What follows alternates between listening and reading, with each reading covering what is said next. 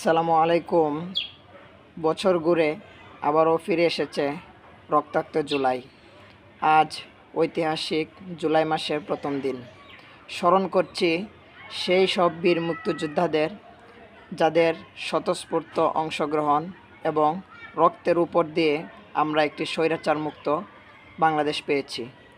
সেই সব বীর মুক্তিযোদ্ধাদের স্মরণ করতেছি, যারা 24-এর জুলাই আন্দোলনে অংশগ্রহণ করতে গিয়ে শারীরিকভাবে পঙ্গুত্ব বরণ করেছেন।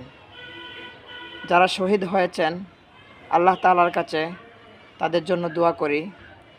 যারা পঙ্গুত্ব বরণ করেছেন, তাদের জন্য দোয়া করি।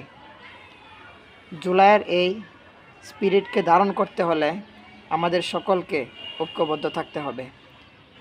রাজনৈতিক মত পার্থক্য থাকবে, দলগত ভিন্ন মতামত থাকতেই পারে, কিন্তু সার্বভৌমত্ব রক্ষার ক্ষেত্রে অবশ্যই আমাদেরকে ঐক্যবদ্ধ থাকতে হবে।